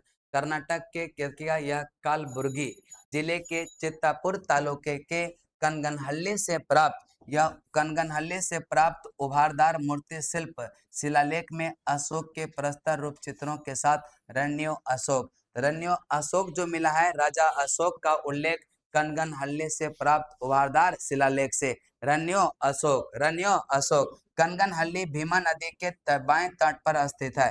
कनगनहल्ली भीमा नदी के बाएं तट पर क्या है, स्थित है। ब्राबू अभिलेख में अशोक ने स्वयं को मगध का राजा बताया। ब्राबू अभिलेख में अशोक ने स्वयं को मगध का राजा। पुराना में अशोक को अशोक वर्धन कहा गया। पुराना में अशोक को अशोक वर्धन कहा गया।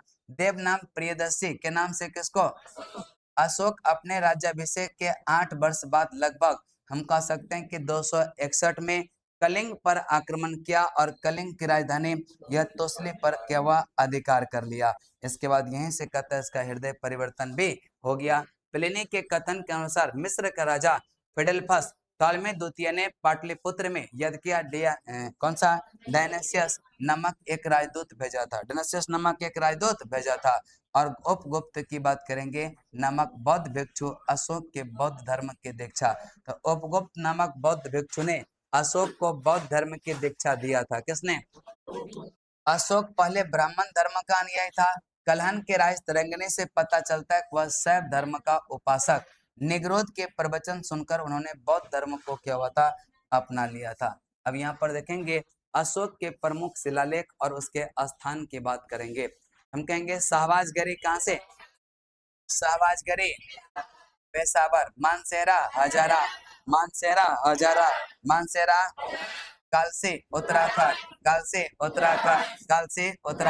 गिरनार गुजरात, धौली और जौगर उड़ीसा, एरगुडी आंध्र प्रदेश, राजूल आंध्र प्रदेश, मंडगिरी सोपारा महाराष्ट्र, रूपनाथ तथा गुर्जरा मध्य प्रदेश, शाहबाजगरी पेशावर, मानसेरा हजारा, कालसी उत्तराखंड, फिर कह सकते हैं गिरनार गुजरात, धौली और जौगर, एरगुडी आंध्र प्रदेश, राजूल आंध्र प्रदेश, मंडगिरी, फिर कहेंगे सोपारा महाराष्ट्र, रूपनाथ गुर्जरा, सासाराम बिहार, ब्राबो राजस्थान, मास्की कर्नाटक, गोबीमठ कर्नाटक, ब्रह्मगिरी कर्नाटक, सिद्धपुर कर्नाटक, जंटी गजमेश्वर, कनगनहल्ली कर्नाटक, पालकेगुंडो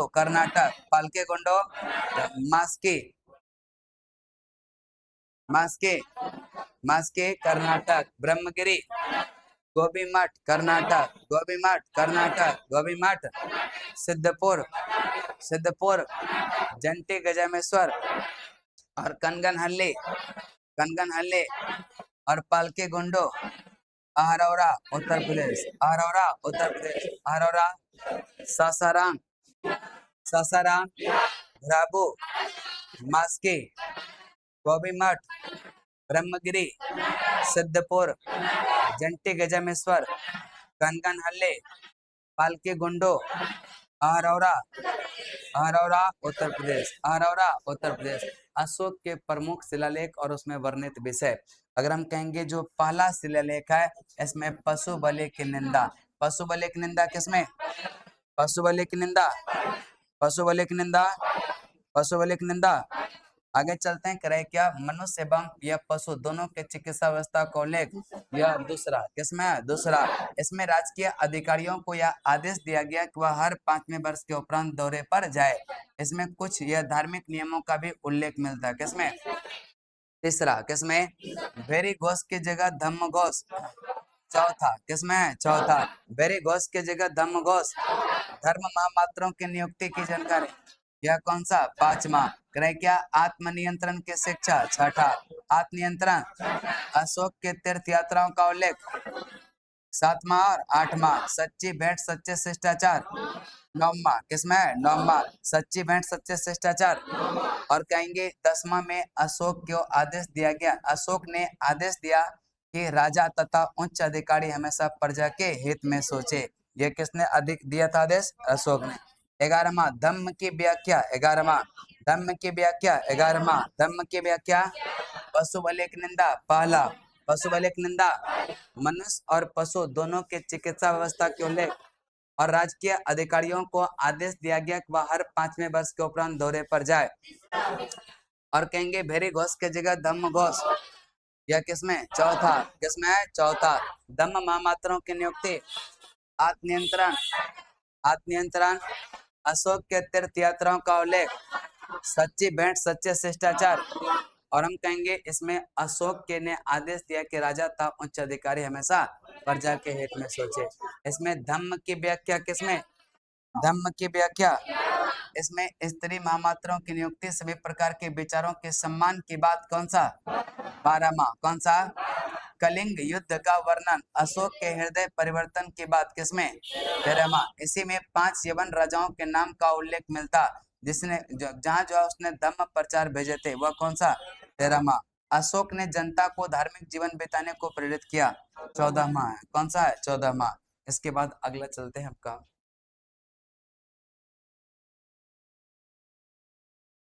अशोक एक उपासक के रूप में अपना राज्याभिषेक के हम कह सकते हैं कि 10वां वर्ष बोध गया। 10वां वर्ष या बोध गया। 10वां वर्ष कहाँ का? बोध गया।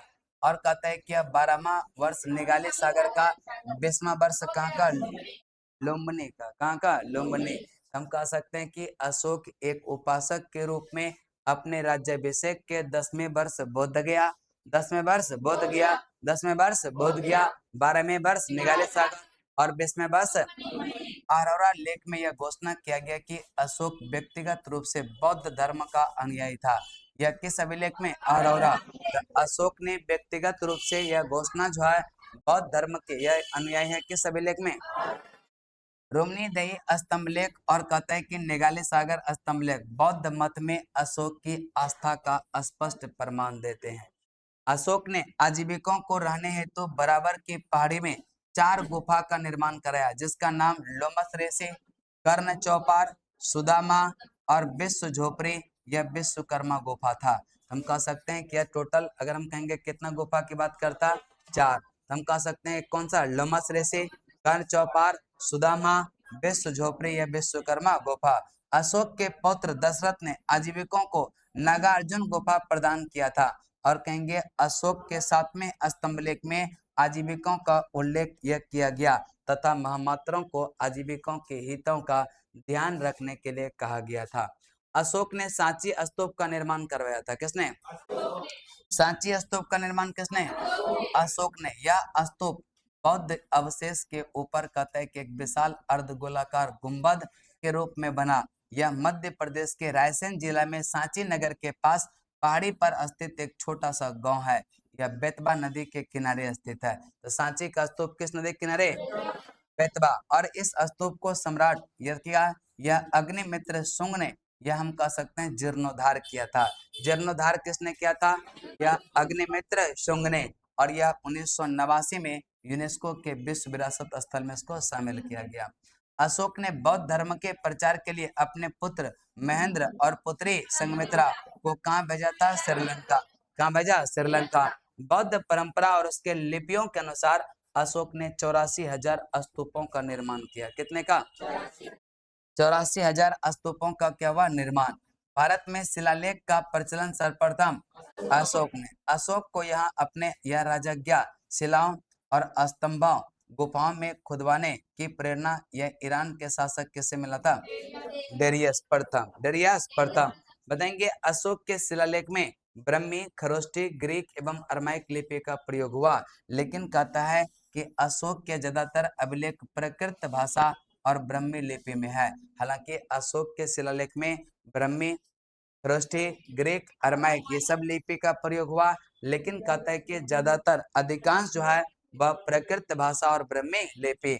ग्रीक एवं अरमाइक भाषा लिपि का अभिलेख अफगानिस्तान से, खरोष्ठी लिपि का अभिलेख शाहबाजगरी और मानसेहरा से और शेष भारत के ब्रह्मी लिपि के अभिलेख मिले हैं। फिर हम कह सकते हैं कि खरोष्ठी लिपि दाएं से बाईं ओर, दाएं से बाईं ओर अशोक के शिलालेख को 3 भागों में, कितने भागों में? तो हम कहेंगे शिलालेख, स्तंभलेख, गुहालेख। शिलालेख, स्तंभलेख। अशोक के शिलालेख को सर्वप्रथम किसने, हम कह सकते हैं, किया, खोज किया था? पादत्री फैनटेलर। कब किया था? लेकिन जो पढ़ने में सफलता हासिल किया, जेम्स प्रिंसेप, 1837। अशोक के स्तंभलेखों की संख्या कितना? 7, जो केवल ब्राह्मी लिपि में लिखी गई है। 6 अलग अलग स्थानों से क्या है, प्राप्त हुआ है। अब यहाँ पर देखेंगे अर्थशास्त्र में वर्णित तीर्थ। प्रधानमंत्री, बोले ना, प्रधानमंत्री, मंत्री, प्रधानमंत्री, मंत्री। धर्म एवं दान विभाग का प्रधान पुरोहित। सैन्य विभाग का प्रधान सेनापति। राजपुत्र युवराज, राजपुत्र युवराज, राजपुत्र। राजकीय द्वार रक्षक द्वारे, राजकीय द्वार रक्षक। अंतपुर का अध्यक्ष, अंतपुर का अध्यक्ष, अंतपुर का अध्यक्ष। फिर कह सकते हैं क्या, आय का संग्रहकर्ता, संग्रहकर्ता, आय का संग्रहकर्ता। राजकीय कोषाध्यक्ष, सन्निधाता, राजकीय कोषाध्यक्ष, सन्निधाता। कारागार का अध्यक्ष, प्रशासक, कमिश्नर, पादत्री। और कहते हैं नगर का कोतवाल, पौर, नगर का कोतवाल, पौर, नगर का कोतवाल। बताएंगे प्रधानमंत्री, मंत्री, प्रधानमंत्री, मंत्री। धर्म एवं दान विभाग का प्रधान और सैन्य विभाग का प्रधान राजपुत्र युवराज। राजकीय द्वार रक्षक द्वारे। अंतपुर का अध्यक्ष अंतर्वेदी। आय का संग्रहकर्ता राजकीय कोषाध्यक्ष। कारागार का अध्यक्ष और कमिश्नर प्रदेष्टि, कमिश्नर प्रदेष्टि। नगर का कोतवाल और प्रमुख न्यायाधीश व्यवहारिक, प्रमुख न्यायाधीश, प्रमुख न्यायाधीश। और हम कह सकते हैं नगर रक्षा का अध्यक्ष नायक। उद्योग एवं कारखानों का अध्यक्ष कर्मांतिक। अध्यक्ष मंत्री परिषद। सोना, यह सोने, सेना का जो है सामान एकत्र करने वाले को दंडपाल। सेना का सामान एकत्र करने वाले को फिर कहेंगे दुर्ग रक्षक, दुर्गपाल, दुर्ग रक्षक, दुर्गपाल। सीमांती, सीमांतवर्ती दुर्गों का रक्षक, यह कौन सा? अंतपाल। बताएंगे नगर का कोतवाल, पौर, नगर का कोतवाल। नगर रक्षा का अध्यक्ष नायक, कौन सा? उद्योग एवं कारखानों का अध्यक्ष, अध्यक्ष मंत्री परिषद। सेना का सामान एकत्र करने वाले दुर्ग रक्षक, दुर्ग रक्षक। और हम कहेंगे सीमावर्ती दुर्गों का रक्षक। चलिए इसके बाद आगे चलते हैं। एक है प्रयाग स्तंभ लेख। कौन सा? प्रयाग स्तंभ। हम कह सकते हैं कि आप पहले, अब ज्यादा नहीं होगा, एक पेज ना होगा, नहीं 2 पेज है, फिर शाम में इसको खत्म कर देंगे, मौर्य कला की छुट्टी दे देंगे। वह क्या, प्रयाग स्तंभ लेख यह पहले कौशाम्बी में स्थित था और इस स्तंभ लेख को अकबर ने इलाहाबाद के किले में स्थापित किया था। पहले यह कहाँ था? कौशाम्बी। और इलाहाबाद में किसने लाया? अकबर। यह स्तंभ लेख रूप मूल जो है रूप से अशोक द्वारा कब 232 ईसा पूर्व में स्थापित किया गया था। यह बलुआ पत्थर से बना, इसकी ऊंचाई लगभग 10.6 मीटर है। यह इस पर 3 कालखंडों के अभिलेख अंकित है। अशोक का मूल यह धर्मलेख, यह कौन सा? ब्राह्मी लिपि में। गुप्त, यह सम्राट जो है समुद्रगुप्त प्रयाग प्रशस्ति। और हम कह सकते हैं मुगल सम्राट जहांगीर का लेख। और यह करे क्या, स्तंभ भारतीय इतिहास के 3 महान युगों मौर्य, गुप्त और कहता है कि मुगल का अद्भुत संगम बताया जाता है। अद्भुत संगम बताया जाता है। क्या भागना है? आगे है। इसके बाद आगे चलते हैं। कराए क्या, दिल्ली टोपरा स्तंभ। देखिए अगर जिसको जाने का मन है ना, किसी को रोका नहीं, मतलब हम ये आपको नहीं कर रहे हैं। अच्छा कोई बात नहीं, परेशान तो आप खुद हैं, वो बेचारा क्या करेगा परेशान। हम कह सकते हैं कि टोपरा, यह हम कह सकते हैं दिल्ली टोपरा। नहीं, जिसका जाने का मन हो ना और कोई तकलीफ नहीं होता है, किसी को कोई तकलीफ।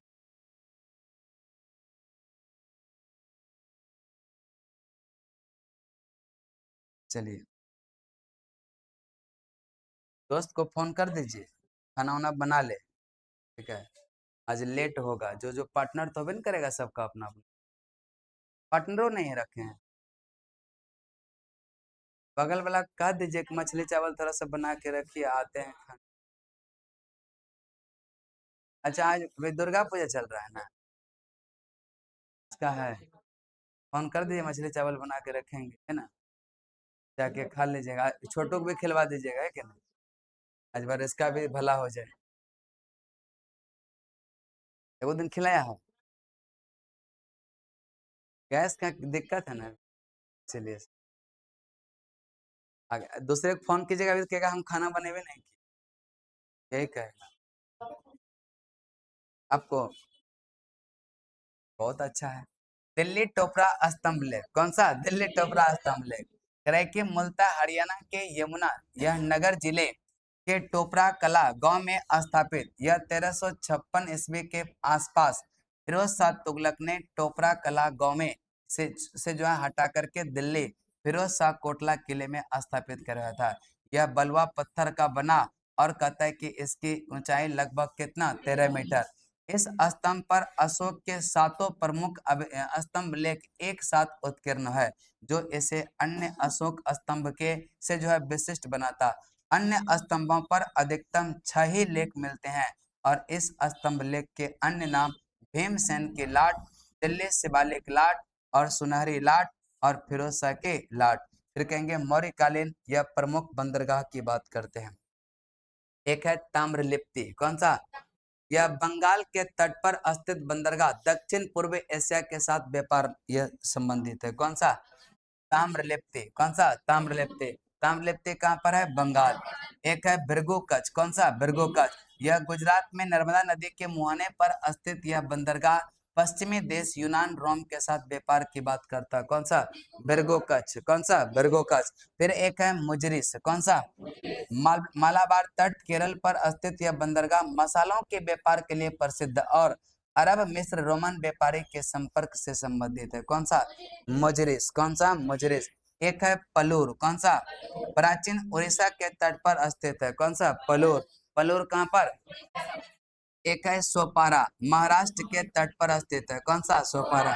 मास्की शिलालेख की खोज 1915 में से यह बिडॉन ने किया, और कहता है कि बाद में इसके विस्तार से अध्ययन यह पुरातत्ववेत्ता रॉबर्ट सेवल ने किया था, किसने, रॉबर्ट सेवल। एक है दिल्ली मेरठ, कौन सा, दिल्ली, पहले मेरठ में था, इस स्तंभ लेख को फिरोज शाह तुगलक द्वारा यह दिल्ली लाया गया। एक है रामपुरबा, कौन सा, यह चंपारण बिहार में है, और इसकी खोज 1872 कार्लायल ने इस स्तंभ के ऊपर वृष यानी कि बैल का मूर्ति है। लौड़िया अरिराज यह बिहार के पूर्वी चंपारण जिले में स्थित है। यह पॉलिश किए हुए बलुआ पत्थर से बना है, और इस स्तंभ के शीर्ष पर किसका सिंह यह अब नहीं है, जो संभवतः टूट जाने पर कोलकाता संग्रहालय में इसको क्या हुआ, रख दिया। यह अशोक के राज्याभिषेक के यह के माह 26वें वर्ष में उत्कीर्ण कराया गया। एक है लौड़िया नंदनगढ़, कौन सा, ये भी कहता है कि बिहार के कहां पर, पश्चिमी चंपारण जिले में स्थित है। और हम कहेंगे स्तंभ ब्राह्मी लिपि में अशोक के आदेश और बौद्ध धर्म के जुड़े ये जो है संदेश खुदे, जिसमें कहता है कि अहिंसा, नैतिकता और प्रजा के कल्याण की बात प्रमुख है। स्तंभ की बनावट चुनार के पत्थरों से हुई है। इसके शीर्ष पर शेर की सुंदर मूर्ति, जो हम कह सकते हैं अशोक के शासनकाल की शक्ति और वीरता का क्या प्रतीक माना जाता है। फिर हम कह सकते हैं कि सारनाथ के अशोक स्तंभ के शीर्ष पर 4 सिंह की पूर्ति, कितना, 4 सिंहों की पूर्ति है। संकिसा स्तंभ यह उत्तर प्रदेश के फर्रुखाबाद जिले के पास स्थित है। तो संकिसाबाद कहाँ पर, उत्तर प्रदेश के फर्रुखाबाद। इस स्तंभ का शीर्ष जो है हाथी की मूर्ति यह वाला, और अशोक के स्तंभ पर मोर मयूर की मूर्ति स्तंभ के नीचे हिस्से पर क्या है, बनती है। फिर आगे चलते हैं, आगे है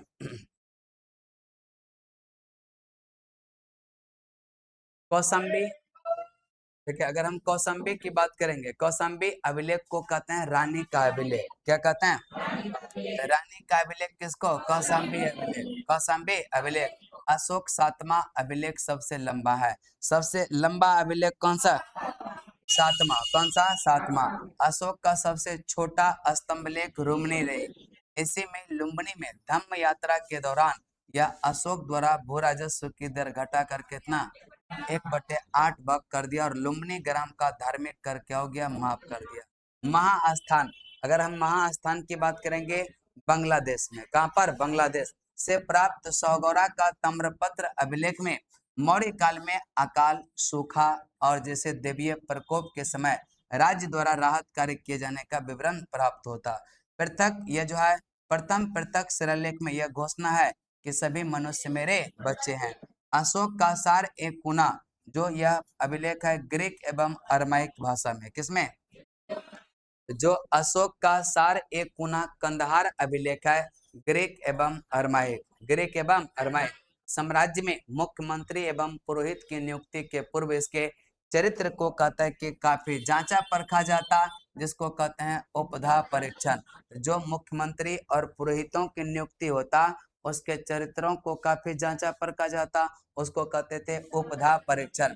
सम्राट की सहायता के लिए मंत्री परिषद होती, जिसमें कहता है सदस्यों की संख्या या तो 12 होगा या 16 या 20 हुआ करता। तो सम्राट की सहायता के लिए एक मंत्री परिषद भी होता, उसमें सदस्यों की संख्या 12, 16 या 20, 12, 16 या 20। अर्थशास्त्र में शीर्षस्थ अधिकारी के रूप में तीर्थ का उल्लेख मिलता, जिसे कहते हैं कि महामात्र कहते हैं। क्या कहते हैं? इसकी संख्या कितना? 18। अर्थशास्त्र में चर जासूस को कहते थे। अर्थशास्त्र में चर किसको? जासूस। चर किसको? जासूस। अशोक के यह समय मौर्य साम्राज्य में प्रांतों की संख्या 5 था। प्रांतों को चक्र कहा जाता। क्या कहते हैं? चक्र। प्रांतों को क्या? चक्र। प्रांतों को चक्र। और प्रांतों के प्रशासक कुमार या आर्यपुत्र, कुमार या आर्यपुत्र या राष्ट्रिक कहते थे।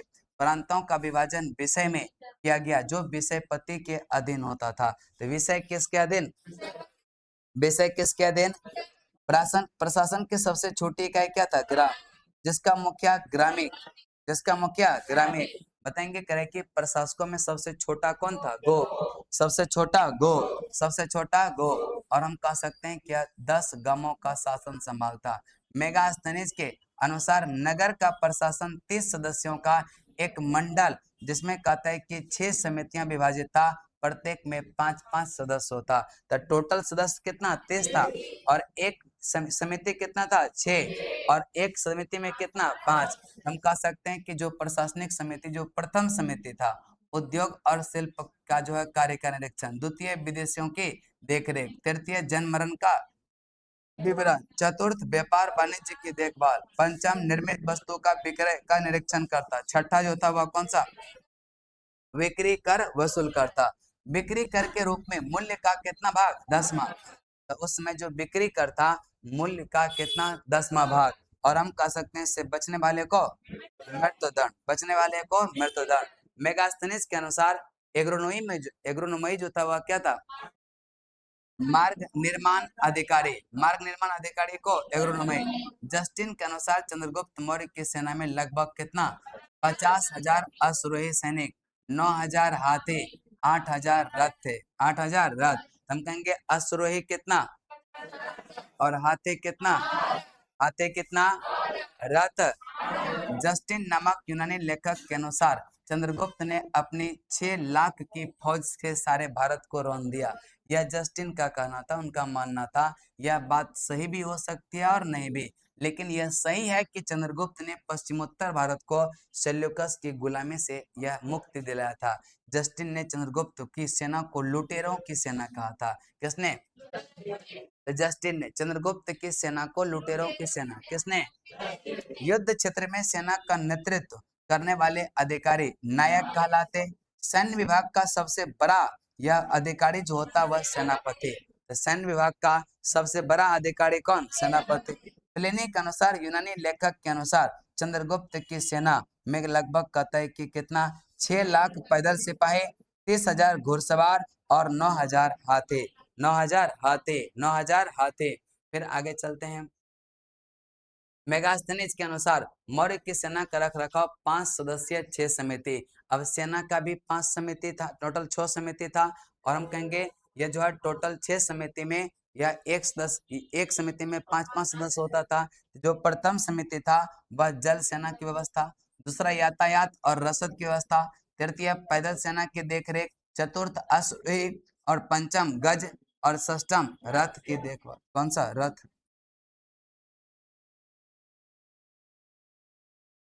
इसके बाद आगे चलते हैं। मौर्य प्रशासन में गुप्तचर विभाग महामात्य सर्प, महामात्य यह सर्प नामक अमात्य के अधीन था। अर्थशास्त्र में गुप्तचर को क्या कहते हैं? गूढ़ पुरुष। एक ही स्थान पर रहकर कार्य करने वाले गुप्तचर को संस्था, एक स्थान से जो दूसरे स्थान तक भ्रमण करने वाला था उसको हम कहते हैं क्या? संचार। क्या कहते हैं? मौर्य काल में न्यायालय के लिए प्रमुख रूप से यह धर्म स्थलीय, कौन सा? और यह कंटक शोधन, कौन सा? कंटक शोधन शब्द यह आता। और कहेंगे उच्च प्रशासनिक स्तर पर क्षेत्रीय विवाद का संग्रहण एवं द्रोणमुख न्यायालय होते थे। ग्राम स्तर पर ग्राम न्यायालय होते। राजा का न्यायालय यह सर्वोच्च होता था। राजा का न्यायालय था सर्वोच्च। अशोक के समय जनपदीय न्यायालय को क्या कहते हैं? जो करेक्ट जनपदीय न्यायालय की न्यायाधीश था उसको क्या कहते हैं? राजोग। क्या कहते हैं? राजोग। सरकारी भूमि को सीता भूमि, सरकारी भूमि को सीता भूमि, सरकारी भूमि को सीता भूमि, और कहते हैं बिना वर्षा के अच्छी खेती होने की भूमि को अदेव मातृ। क्या कहते हैं? मौर्य काल में द्रोण अनाज की माप का प्रयोग किया होता था। मौर्य काल में मुद्रा को पन कहा जाता जो मुख्य रूप से चांदी की होती थी। इसके अलावा तांबे की मुद्रा को मासक या मसक, हम कह सकते हैं जो पन था वह किसका? चांदी का बना। पन किसका? चांदी का बना हुआ था। और हम कह सकते हैं तांबे का जो मुद्रा था मासक या मसक, मासक या मसक, मासक या। अर्थशास्त्र में इसका उल्लेख मिलता है यह, और कहता है कि पन सबसे अधिक प्रचलित है। पन सबसे। मेगास्थनीज ने भारतीय समाज को कितने वर्गों में? 7। कितना? 7। दार्शनिक, किसान, अहिर, कारीगर। दार्शनिक, किसान, अहिर, कारीगर, सैनिक, निरीक्षक और सभासद। सैनिक, निरीक्षक और सभासद। स्वतंत्र वेश्यावृत्ति को अपनाने वाली महिला को रूपा जीवन।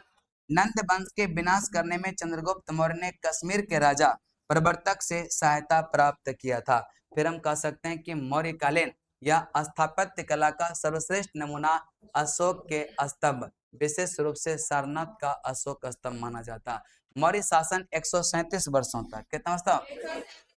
भगवान यह भागवत पुराण के अनुसार मौर्य वंश में 10 राजाओं यह हुए, और कहते हैं कि वायु पुराण के अनुसार 9 राजा। मौर्य वंश का अंतिम शासक कौन था? बृहद्रथ। इसकी हत्या सेनापति पुष्यमित्र शुंग ने 185 में कर दिया और मगध पर शुंग वंश की स्थापना हो गया। अशोकाराम यह बिहार पाटलिपुत्र, कहाँ पर है? बिहार के पाटलिपुत्र। तो टोटल 15 चैप्टर खत्म हुआ, और इसके बाद आपका 27 चैप्टर है। अब तो छोटा छोटा भी होगा, खाली ये वाला बड़ा है गो।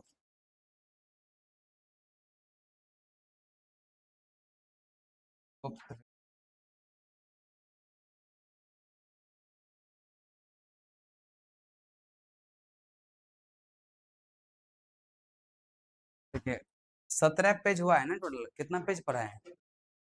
17। 30 पेज और है ना, मतलब 13 पेज और है।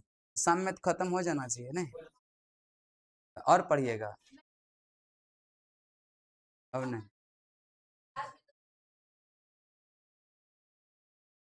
अभी याद थोड़ा ना करवा रहे हैं, अभी तो रिवीजन चल रहा है ना। अभी याद का उद्देश्य से करवाए हैं क्या? याद के उद्देश्य से करवाते इतना समाप्त होता है, 1 महीना लगता है एंशियंट हिस्ट्री खत्म कर, तब नहीं याद होता।